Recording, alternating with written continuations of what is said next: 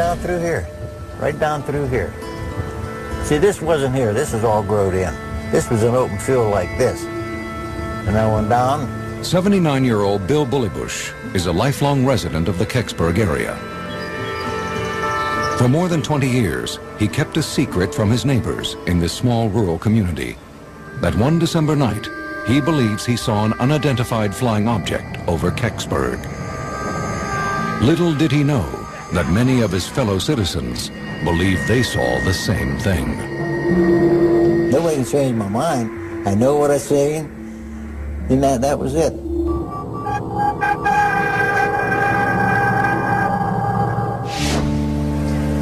December 9th, 1965. It's about 4:30 p.m., just before sunset in Kecksburg, which is about 45 miles southeast of Pittsburgh. Bill Bullybush has just come home from work. As his wife prepares dinner, Bullybush heads outside to work on his pride and joy, a 1964 Chevy Corvair. He listens to the car's CB radio while he tinkers under the dash. And I heard guys in Ohio talking on there, and they were jabbering, they were coming east. And they said that they seen this thing too going east, you know, and they wondered what it was. Bullybush suddenly hears a hissing sound. He looks up, catching a glimpse of a glowing object in the sky. To get a better look, he gets out of his car and can plainly see the bright object overhead. Yeah, I watched it, and it was just like a big fireball. Then it was headed towards the mountain. Then it come back a pretty good piece, and the first thing I know, it made a U-turn and went down into Kecksburg, down in the woods area. Less than 2 miles away, 16-year-old Robert Blystone sits on the back porch of his parents' home. He also spots the strange light. It was just a round fireball. You know, flames all around it with these different color vapors behind it. And it just started slowing down, like it was being controlled. And the next thing I know, it's beyond the hill where I can't see it no more, but then I started seeing like smoke, dust coming up out of the woods. So I kind of figured it kind of crashed. Across town, Bill Bullybush jumps into his Corvair and drives to the Kecksburg woods.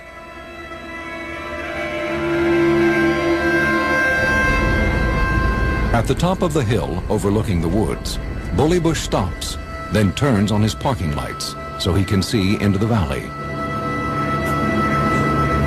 A strong smell of sulfur permeates the air. As Bullybush makes his way down the hill, he hears a sizzling sound. I could see it down in the valley there, and that's where it landed, right in there, and knocked top of the trees out and everything else. So I stood there for, well, I'd say 15 minutes looking at it. Meanwhile, 12 miles away in nearby Greensburg, the switchboard at radio station WHJB jumps to life. WHJB, could you hold on 1 second? Office manager Mabel Mazza answers the sudden flurry of phone calls. People were telling me something fell in Kecksburg, and somebody said it was a ball of fire. Somebody said it was a plane wreck. There were just a number of stories that kept coming in. The phones just kept ringing. When Mabel fields a call from someone claiming to have seen a UFO outside Kecksburg, she hands the phone to John Murphy, the station's news director. Hey, John. I said, here, you take this one. John Murphy. All right, what'd you see? And he come back and he said to me, he said, this is a big one, kid. I'm going to Kecksburg. Wait. Your camera. Thanks, good. See you later. WHJB. Back at the crash site, Bill Bullybush is trying to decide whether to move closer to the smoldering object partially embedded in the ground. The color of it was like a burnt orange. It was burnt from the front clear to the back. And I could see this ring around the back of it. And it looked like Egyptian writing on the back of it. There was no windows in it, no seams, no rivet marking. It was just a solid piece. Bullybush fears the smoking object may explode. So after 15 minutes, he retreats. On the way to his car, he hears curious residents already gathering outside the woods. Bullybush climbs into his Corvair and returns home. Within an hour, the area has been cordoned off by a growing number of military personnel and local officials. They refuse to let onlookers get closer to the mysterious object. Though they have a limited view, the group can see a plume of blue smoke rising from the forest. 19-year-old Bill Weaver is out for a joyride in Kecksburg when he hears a radio bulletin describing a strange light in the sky.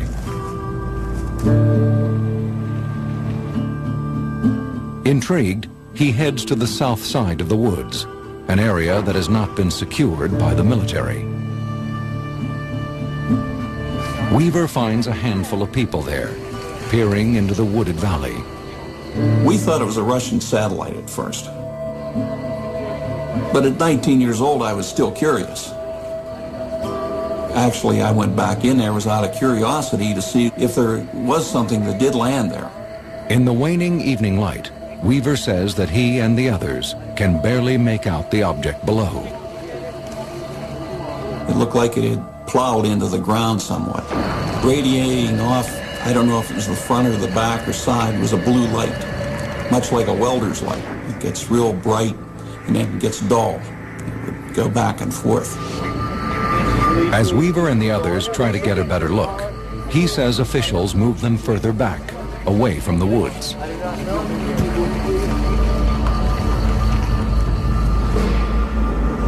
Around 6:30 p.m., Bill Bullybush returns to the scene, this time with his 7-year-old son, Ricky. I never seen so many people, and the Army was there. I couldn't figure out how the Army got there so quick. The Army kept everybody away.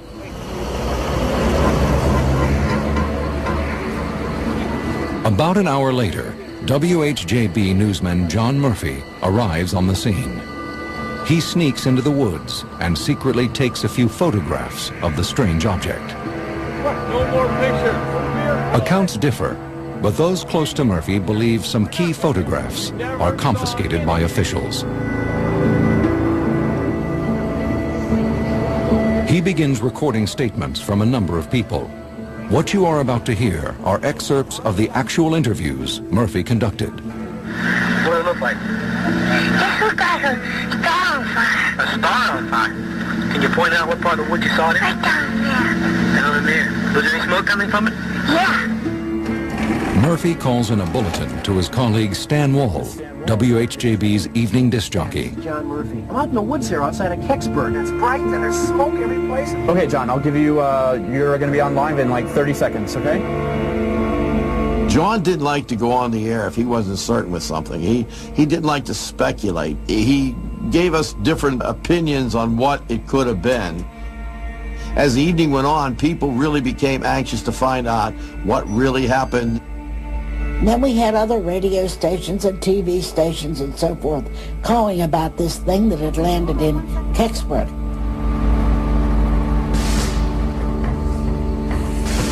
A growing military contingent continues to clear the area of onlookers as Murphy tries to collect more eyewitness accounts. About an hour and a half later, at 9 p.m., Bob Gatty, a 22-year-old reporter, arrives at the scene from the Greensburg paper, the Tribune Review. Along the road were state police, and there were some military people there. And I believe they were Army people, and they had guns. They were keeping people from going back into this field. Robert Blystone is less than a quarter mile from his parents' home.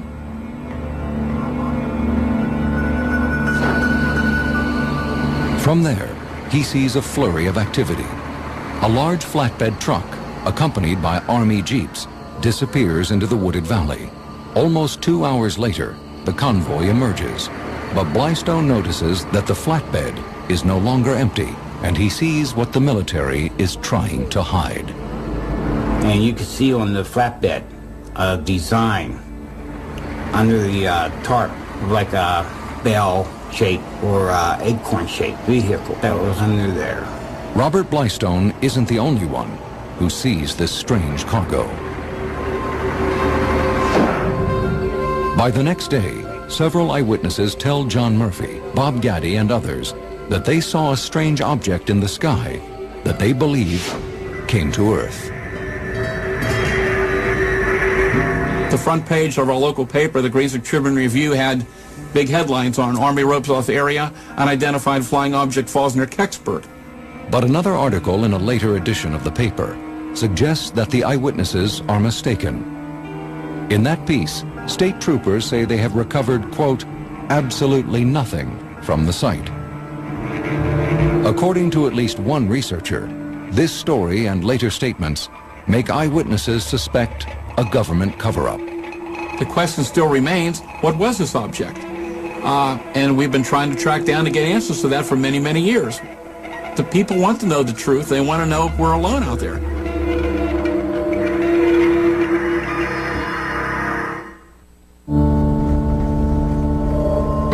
December 10th, 1965. One day after about a dozen people near Kecksburg, Pennsylvania, witness what they believe was a UFO crash. Many are surprised to read in their local paper that government officials have discovered no physical evidence. They made a thorough search in the woods and there was nothing there, and that officially the government was saying now that people had been mistaken, nothing had fallen to the woods. Stan Gordon is a local UFO researcher who has studied the Kecksburg case for nearly 40 years.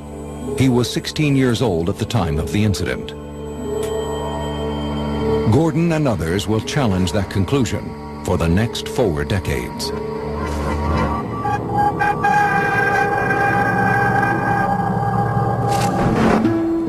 In the days following the events of December 9th, local radio station WHJB's news director, John Murphy, gathers the eyewitness accounts he had recorded that night.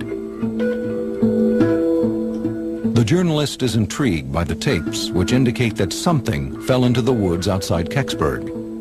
The following is an excerpt from Murphy's tapes. Do you describe the explosion? Well, I seen 2 big bright flashes and a long streak of orange light. I figured it was a plane. He decides to produce a documentary about that night. Murphy titles his project, Object in the Woods. John had me help him write up a story, and he wanted to make sure everything got in there included. And he was real excited. For several days, they work on the program. Murphy also listens to his interviews with local authorities. We checked in with the Pennsylvania State Police to find out how wide an area this report had come in from. Oh my, as far as Canada, in Ohio, it's been seen all over. These flashes have been coming all over northeastern United States. But just a few days before Object in the Woods is set to air, 2 men identifying themselves to Mabel Mazza as government agents visit Murphy at the station. We wanted to let them talk privately, so we put them in the FM studio. So the men went in there with John and closed the door. What can I do for you, fellas? We'd like to talk about this documentary. Mabel says the meeting lasts about 30 minutes.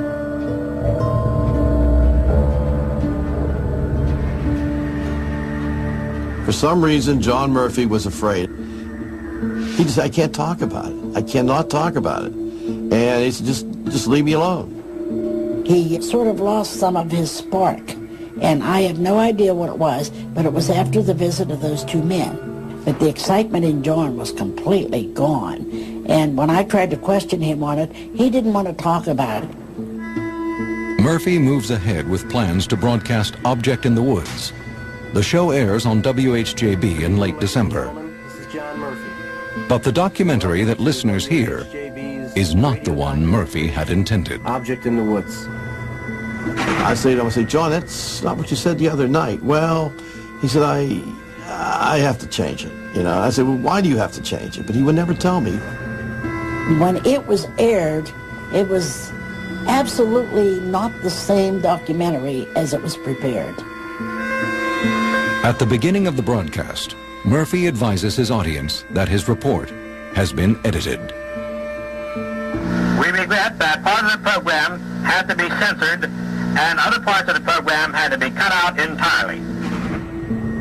Despite his meeting just days before with the men who tell Mabel Mazza they were with the government, Murphy asserts that there has been no official pressure to alter his production. This station has not been contacted by any official agency of the state, federal, or local government in connection with this program. Murphy instead explains that the program has been changed because some interviewees became nervous about having their statements broadcast. We received other calls early tonight from some other people who said they had changed their minds now at the last minute and did not want the statements they had made over this past weekend used on this radio program tonight. In the years that followed, Murphy never discusses his meeting with the two men or his decision to run the edited version of the documentary. I don't think John ever became his real self then again, because it's something that lingered with him. Years later, Murphy's ex-wife remembers the importance he placed on the Kecksburg event and the effect it had on him personally. And this is like the story of his lifetime. I mean, it's the way he treated it. And all of a sudden, nothing, not a word. It was totally unlike him to drop something like that. She also maintains that authorities confiscated some of the photos Murphy had taken in the woods that night. I know John had pictures of the object. He told me he did. He wouldn't lie about that. It's too good a story to pass up. Whatever secrets John Murphy held about that mysterious visit, he took to his grave. In February of 1969, Murphy was struck and killed by a car on a highway near Ventura, California. His dad gave me the police report to read. There was too many things in it that didn't make sense. For the next 20 years, the events of December 9th, 1965 seemed to fade from public memory, only occasionally becoming the subject of talk for Kecksburg area residents. Nevertheless, local researcher Stan Gordon is committed to collecting whatever information he can find.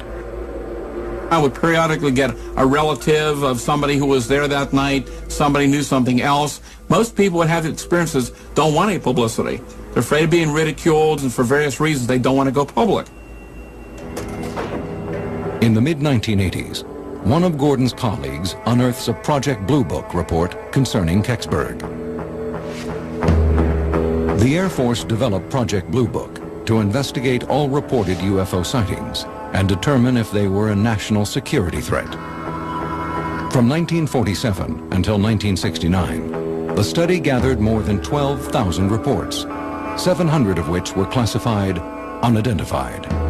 Though the report erroneously cites Acme, Pennsylvania as the location, Gordon knows that it refers to the crash in the Kecksburg woods.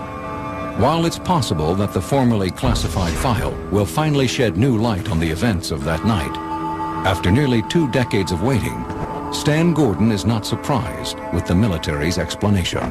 The Project Blue Book report basically states that a search was conducted until about 2 a.m., that only 3 Air Force personnel were involved in the search, and that nothing was found, and that officially people had seen just a bright meteor in the sky, that nothing had fallen to the ground that day. Gordon doubts the veracity of the Blue Book report. He's talked to eyewitnesses who describe a much larger military presence at the scene.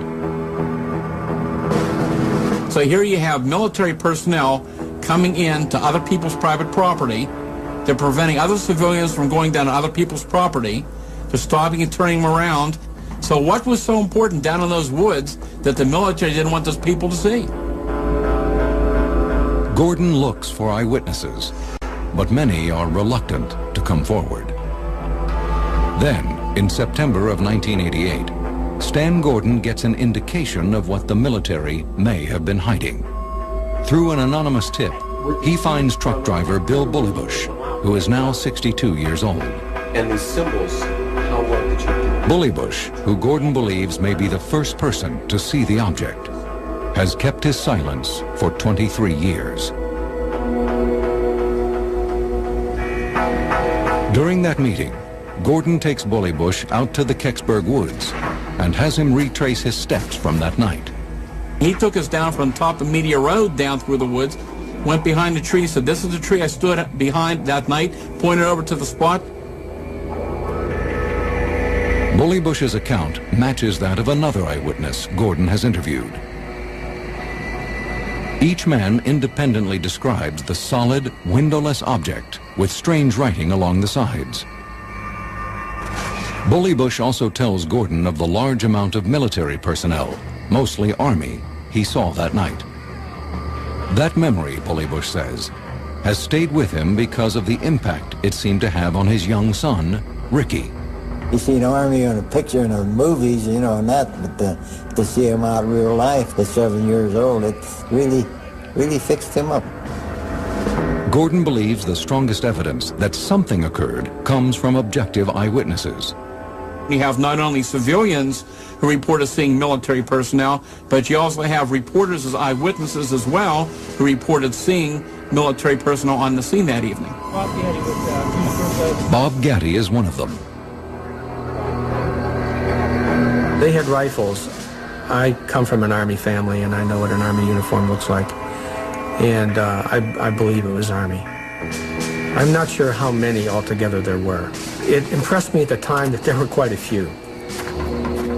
I know it was Army, for one thing, because I could see the star on the truck that showed that was Army.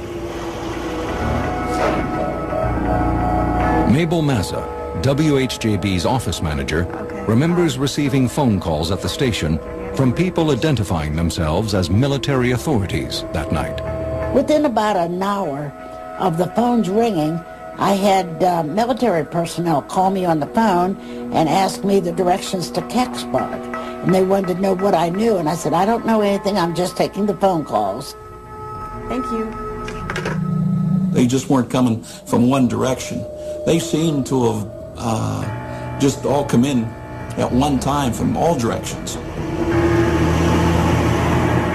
In 1990, as the 25th anniversary of the Kecksburg event nears, the story garners national media attention. Several of the eyewitness reports that Stan Gordon has uncovered are featured. The press coverage helps reignite the debate about what really happened in Kecksburg. As I've looked at many of these stories that associate space events, satellites, re-entries, launchings, with UFO reports, I've been struck by how often they are connected.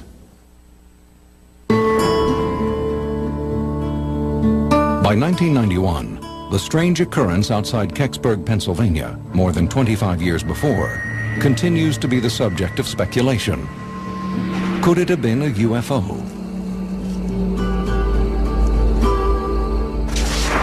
Based on what witnesses described, space consultant James Oberg believes he may have an alternate explanation for the Kecksburg object. They talked about an acorn-shaped object. And as a specialist in Soviet space history, I realized that wasn't a bad description of the re-entry capsule on the Soviet Venus probe.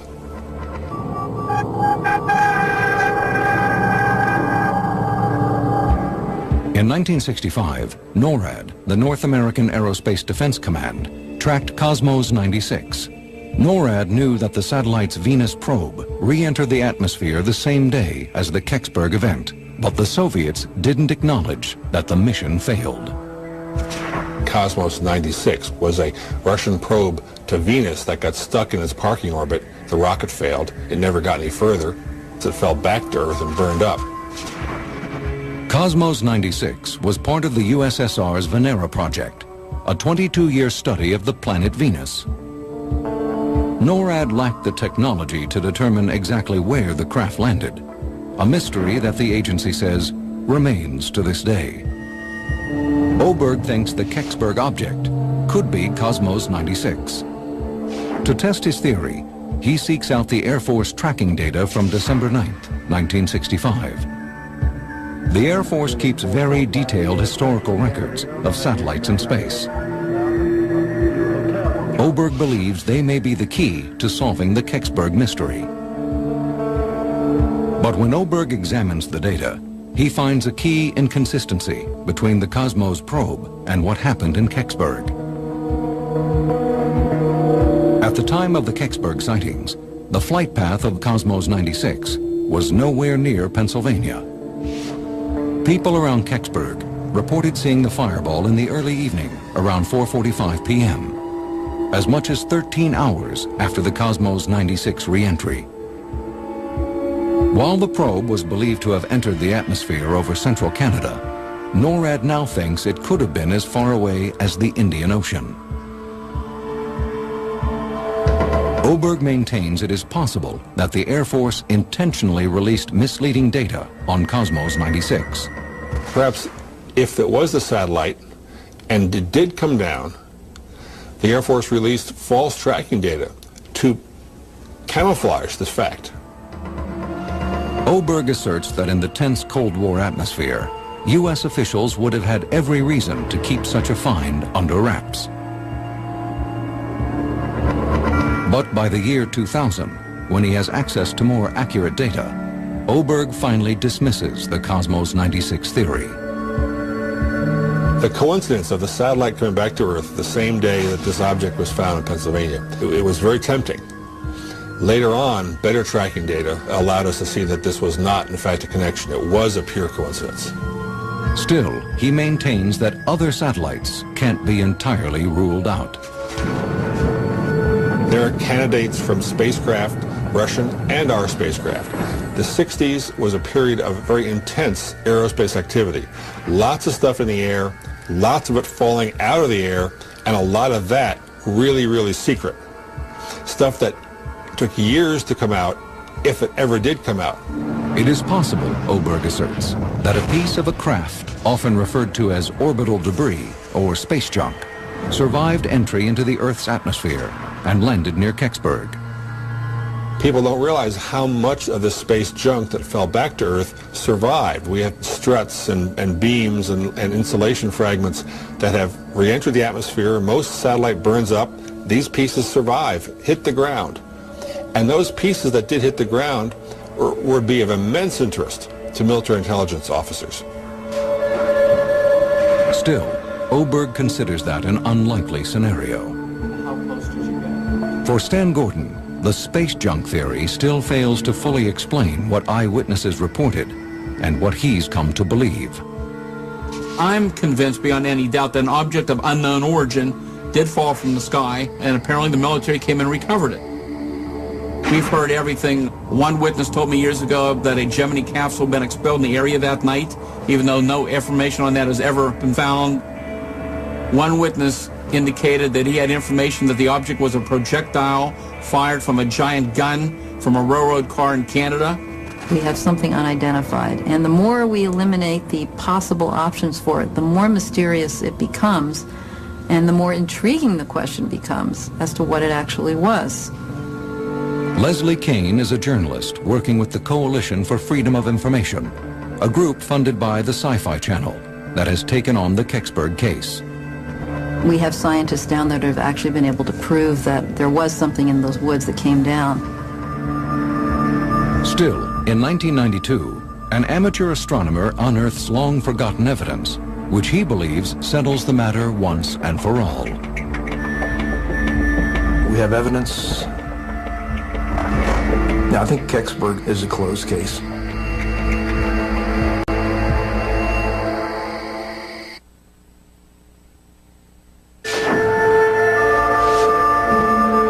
In September of 1990, a nationally broadcast television program features a segment on the Kecksburg story. Robert Young, an amateur astronomer and lecturer at a Pennsylvania planetarium, becomes intrigued by the case. He delves into newspaper articles and re-examines eyewitness reports. He later publishes an article declaring that there's nothing unsolved about the Kecksburg case. The elements of this story that might suggest that there's something unusual happened, the armed troops, an armed convoy, the object itself, these stories only come from a very tiny handful of people. Young suspects that those early reports from the night of December 9th may have simply been blown out of proportion. Hoping to learn more, he tracks down Ed Myers, who was Kecksburg's fire chief in 1965. Ed Myers told me that while there was a search and a lot of people were there, that nothing was recovered and there weren't large numbers of military people. Young collects 150 eyewitness accounts from newspapers and his own interviews. They indicate that the official explanation is the closest to the truth. That nothing fell to earth, and there was no major military presence in Kecksburg that night. Myers also accounts for the blue lights seen in the woods. There were some high school kids who were running through the woods flashing a camera strobe, which created blue flashing lights. Then, in early 1992, Young discovers an academic paper published in the August 1967 Journal of the Royal Astronomical Society of Canada. Vondel Chamberlain is one of the two authors who suggests that the light seen over Kecksburg was a fireball meteor, a celestial occurrence notable for its intense brightness and visibility over a large distance. It was seen over several states. It was very well observed throughout lower Michigan and especially southwest Ontario, over by Windsor. Chamberlain and his colleague were able to map out the trajectory of the fireball by using these two photos of the object's dust trail taken by photographers in Michigan. We were able to use these because the photos were taken from two different places. They had landscape features, so that with the photographers we could go back to the place where the camera was. Eyewitnesses Bill Bullybush and Robert Blystone have maintained that the object seemed to make a controlled landing into the Kecksburg woods. Vondel Chamberlain says these accounts are likely an illusion that's easily explained. Typically, when a bright fireball occurs, people who are out on the periphery of its observation will believe they know where it came down because the fireball is still glowing, still bright in the sky when it goes to or even beyond the visible horizon. So it will look like it came down beyond the nearby buildings or trees. Chamberlain says if a meteor makes contact with the Earth's surface at all, it can be several hundred miles away from where eyewitnesses believe it came down. Chamberlain and Young conclude that the Kecksburg event was most likely a typical fireball meteor. But what of the descriptions of the object making a series of S-turns over Kecksburg? Well, the trail is left by dust particles in the atmosphere by the meteor that's coming in. The winds move the trail around as if you're looking at the contrail of an airplane a few minutes later. And this contrail was visible for 20 minutes. Some people reported a half hour that they could see it in the western sky. So lots of chance for the thing to assume other shapes. Leslie Kane, however, maintains that this argument ignores what some witnesses say was a significant military response. And the military wouldn't behave like that if a meteorite had come down. I mean, it would have been known fairly quickly, and they could have let the media know that this is what it was. And Stan Gordon, a UFO researcher who has spent nearly 30 years investigating the Kecksburg case, says the eyewitness reports provide compelling evidence. I've interviewed hundreds of people who have direct or indirect knowledge about the case. And it's not been easy to find some of these witnesses because the majority of them didn't want any publicity. And what's so intriguing is the fact that so many of their statements and information they have verify other people's accounts. In 1992, Robert Young challenges Gordon to re-examine the facts. I sent Stan Gordon a copy of the Chamberlain-Krauss paper, and we had the photographs. And I asked him for his comment. How does this affect this particular story? Never heard from him again. But Gordon claims that Robert Young refuses to accept the eyewitness accounts of credible people. Investigative journalist Leslie Kane has pursued the case since 2002 and believes it's not a meteor. There's too much information that doesn't add up.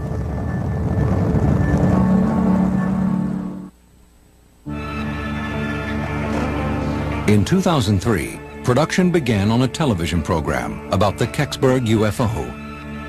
The Sci-Fi Channel funded CFI, or the Coalition for Freedom of Information, to research the Kecksburg incident.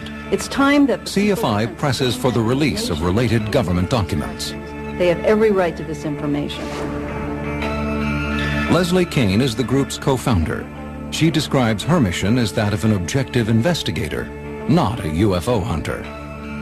I'm trying to stay right on track as a journalist that all it means is that we don't know what the object is. Kane doubts the official explanation that the object residents saw over Kecksburg was a meteor. I'm sure there are scientists and others that believe that that's the most likely explanation for this event in 1965.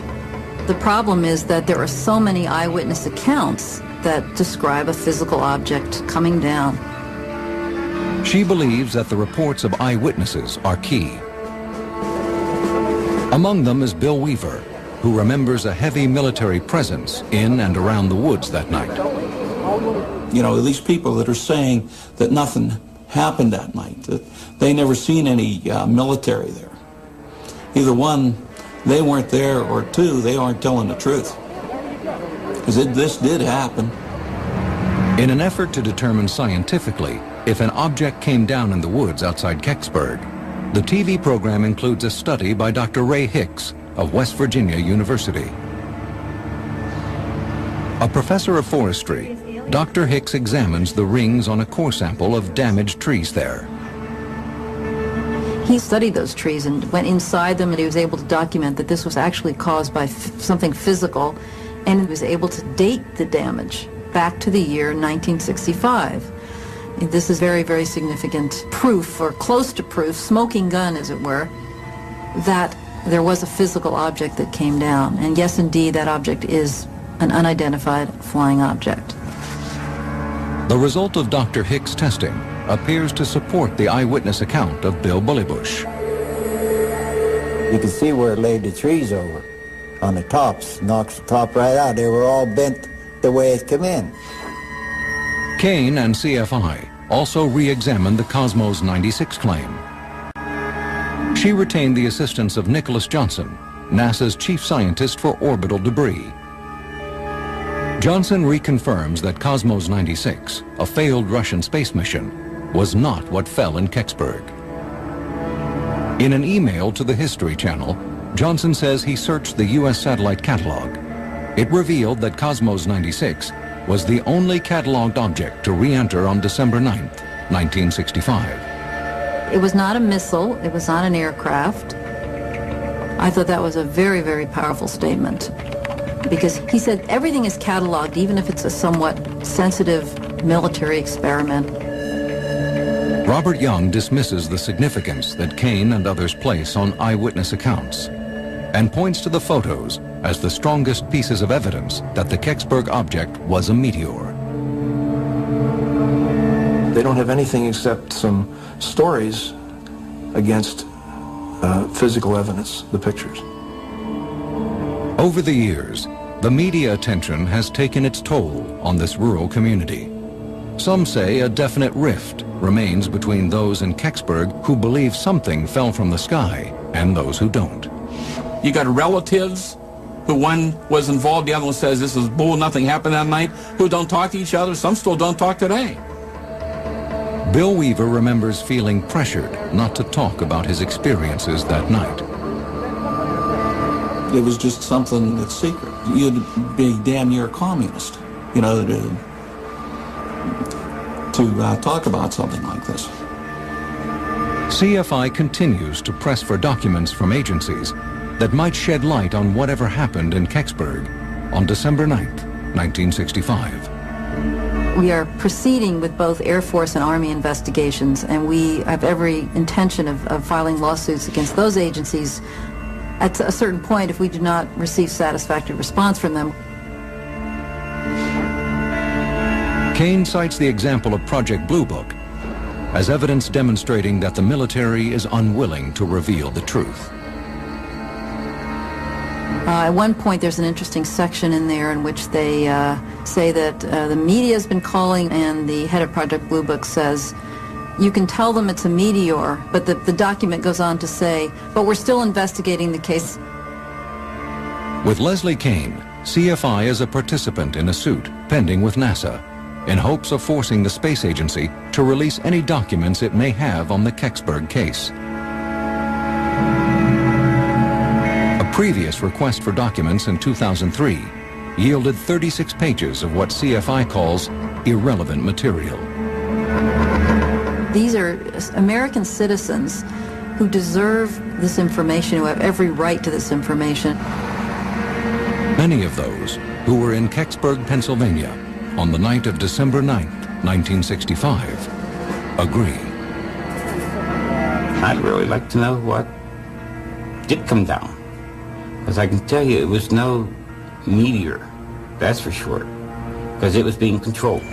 Anybody that saw it could tell you that. I don't believe the government will ever tell us the truth, and until generations down the road. My grandchildren may know. The trouble is, we're all suspicious. And if their evidence is that nothing occurred, how do they prove to us that nothing occurred? Will we believe them? I wonder about that.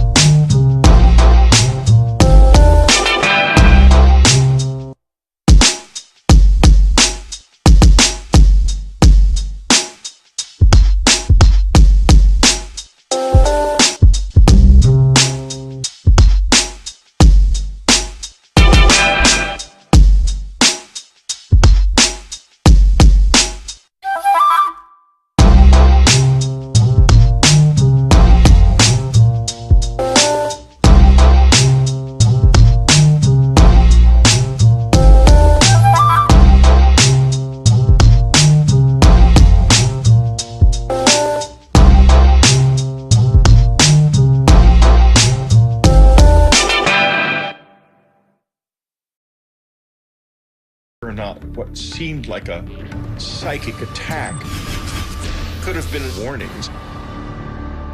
I have remembered more and more not only the vision of the apocalypse, but other warnings and consistent warnings, not only to me, but across the whole community of people who have had this experience. A lot of them get the same warnings that we're in trouble, that our environment is in trouble. So I'm not alone in that. And that has become a really a central feature of my current life.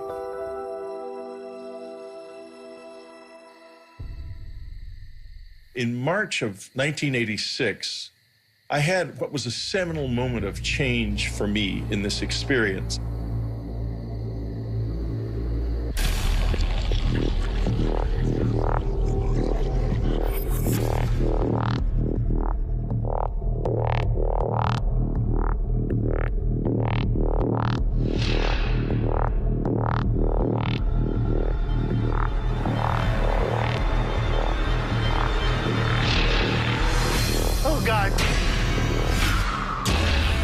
After it became clear to them that I was trying to engage with them, they began to respond in various ways. It was the most extraordinary experience I've ever had. I remember seeing a bright blue light come under the door. I said, okay, let's do it. I just want to get to the bottom of this. I had no idea what I was in for.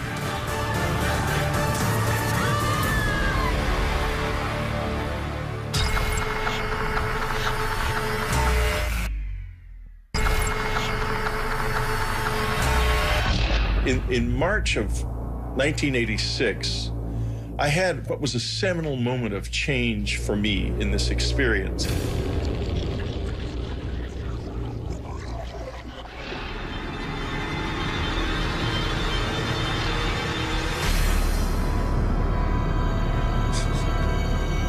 The sensation I felt when I tried to move on that night was like I was being impeded by something that really slowed you down, like a thick tar or something.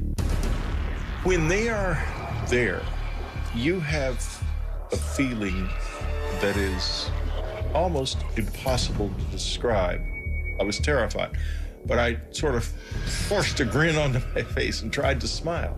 I couldn't smile very well. I wanted to try to show them that I was not dangerous, that I was something that I wanted to know more. And there was a change then.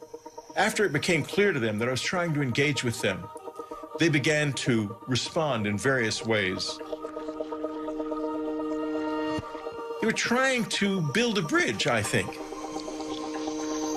I think that was the first moment when there was any kind of real exchange. I wouldn't say that, oh, this is definitely aliens. I would say that it was real and that we don't know what it was. That I am quite certain of.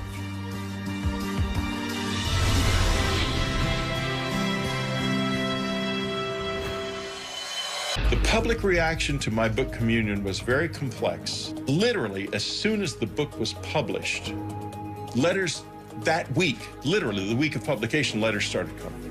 You got more letters. We had well over 200,000 letters over the years. We probably had closer to 500,000 over the years. I don't know what to say to them anymore. I don't have all the answers. Maybe just understanding the questions is enough.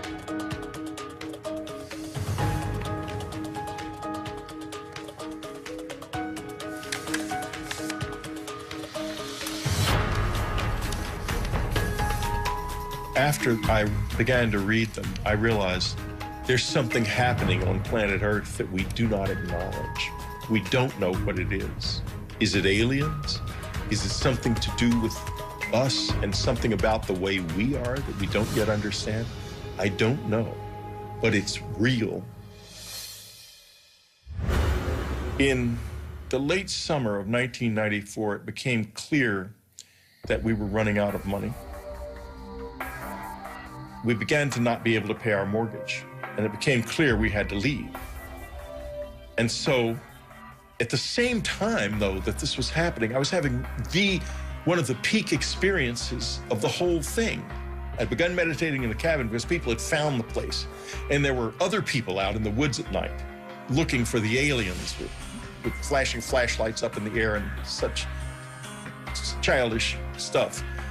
And so I meditated, and I stayed in the house and meditated from then on. I didn't really want to be disturbed by that. And one night there were these thuds on the roof right above me. And the next moment I could feel a presence in the room. At this point, these years later, I was easy with their presence in the house. I wasn't scared of that. And I finally said, I want to see you as you really are. And I didn't see anything. And so I said, well, this is it. I'm leaving this room now, and I'm leaving it forever. I will never return to it because tomorrow we leave and we're leaving forever.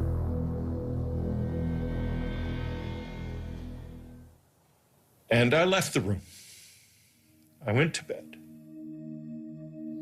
I lay in the bed, still hoping something would happen. Suddenly I saw a light light up in the front yard. It was a bright, beautiful white light shining on the grass like moonlight, but 10 times brighter. I got up and looked out the window, and this light with rays coming out of it, and the rays penetrated my body, some of them, and I could like taste his presence in the rays. It was the most extraordinarily beautiful experience I've ever had.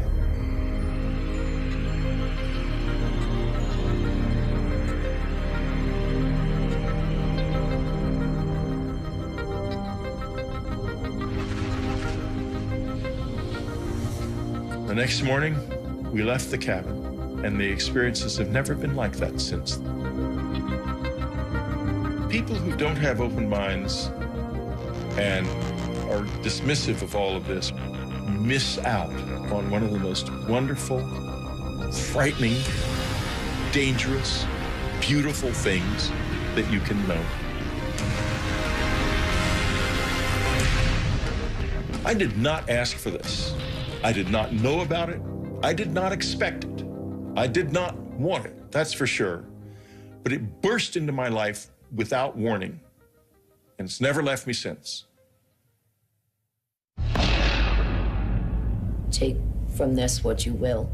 This does happen to me. It has been happening to me all my life, and you don't have to believe because I know the truth.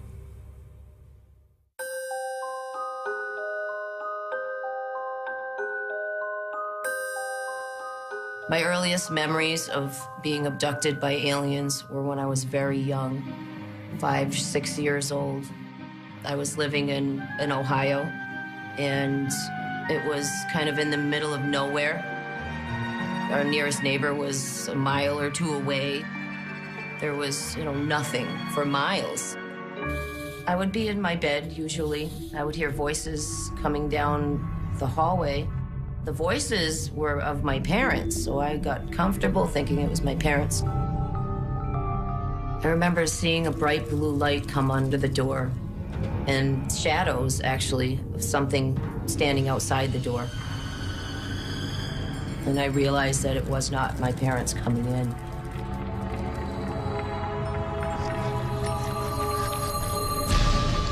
When they got close, I'd see those black almond-shaped eyes just staring right at me. Emotionless eyes just looking at me. And they would extend their hand and I would grab it as if I was really comfortable with them and had done this many times before. And they often would let me take my favorite stuffed animal with me. As a child, I didn't realize that these beings didn't visit everybody at night. I thought when people went to bed, the bald men would come for everybody. And it was just a normal thing.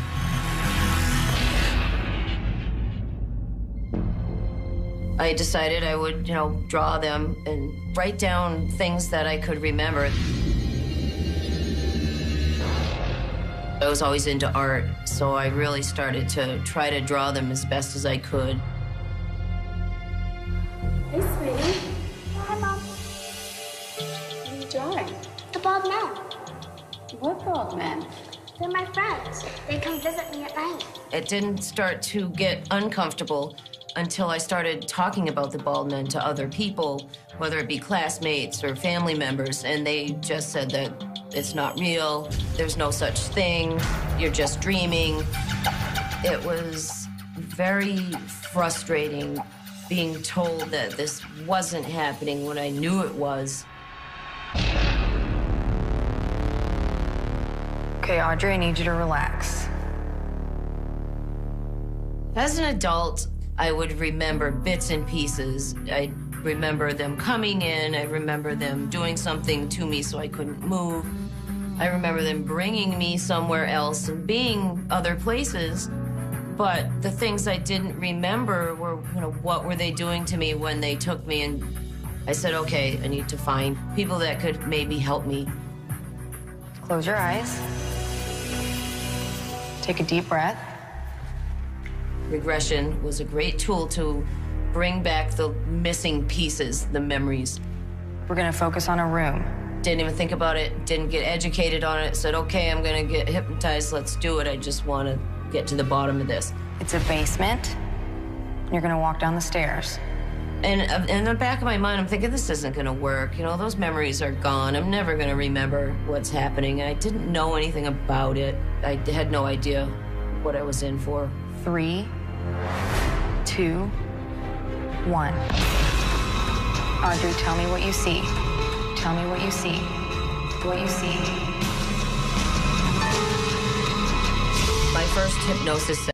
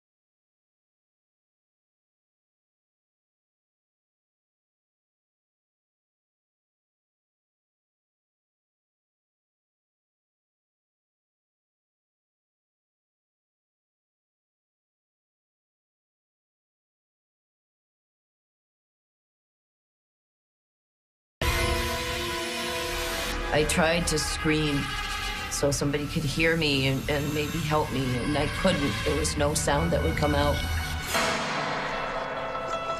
For some reason, I started to say, I'm gonna fight this. I'm not letting them take me. As I grabbed him, I heard in my head, watch out for the mother. And then I let go. I felt something stick me, and it was a burning sensation instantly, to a point where if I moved any muscle, it was like my whole body was on fire. It's weird because they kind of position you the way they want, almost like they can do it with their mind. Once you can't move, they can move you. So as I was levitated off the bed, and I could feel myself moving straight ahead, and I knew straight ahead my dresser was there with a mirror, and it's backed up against the wall.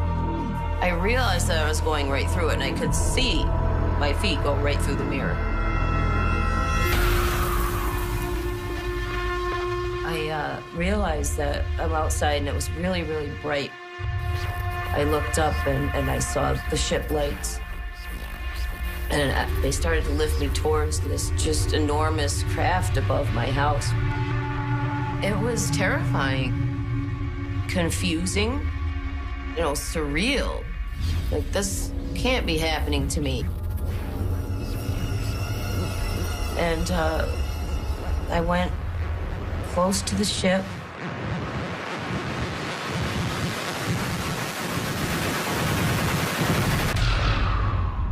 And that was the last thing I remember. And then I just blacked out.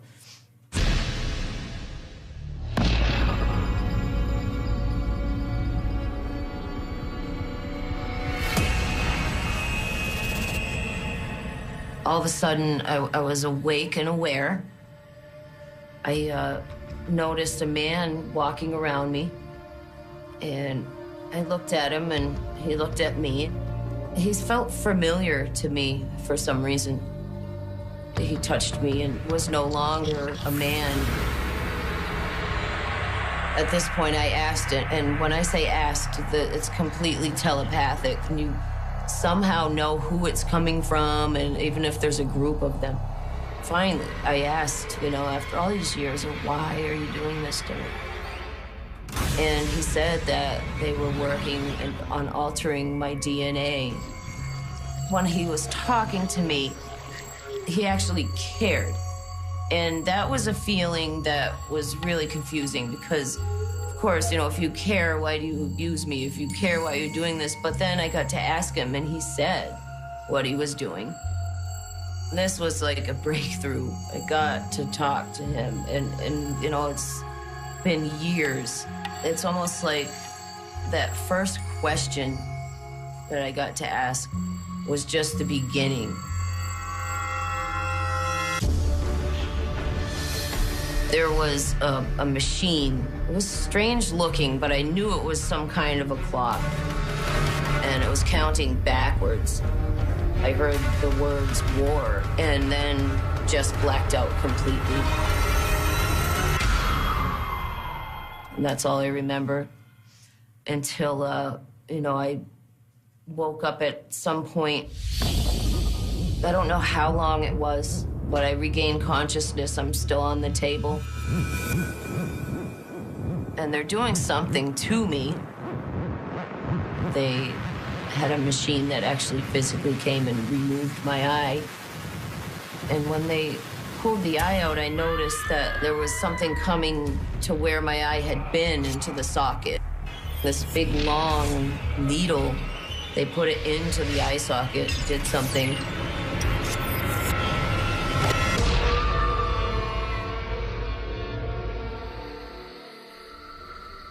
The next thing I recall after seeing my eye getting removed was just being back in my room. The whole time I'm coming out of whatever they do to me, I would remember bits and pieces. I scrambled to my journal and I wrote down what I remembered. I don't usually even look at my journal because it does tend to bring back a lot of the fear and the emotions. And, sometimes it's meant to be forgotten for good reason. Years later, I started to have physical problems from it and actually had to, undergo various surgeries because of unexplained scarring in my tubes and ovaries and uterus. There was just, the doctors didn't know what it was from. There's just scarring in there. I never told the doctors what I knew it was from. It's not something that you can say, all right, hey doc, this is what's going on, especially back then.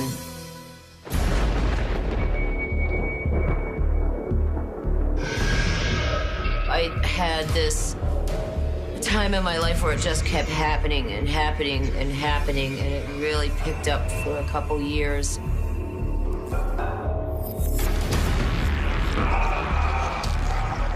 This encounter started as it always does. When I woke up, there was one of the Greys standing at the foot of my bed, and I saw him there, and then just blacked out completely.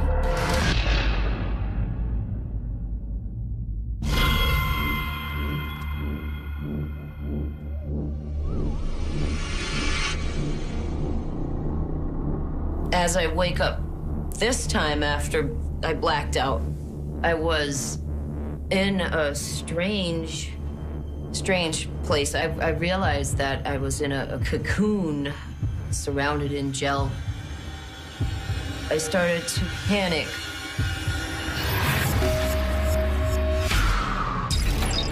One of the Greys realized I was awake, hurried over to me.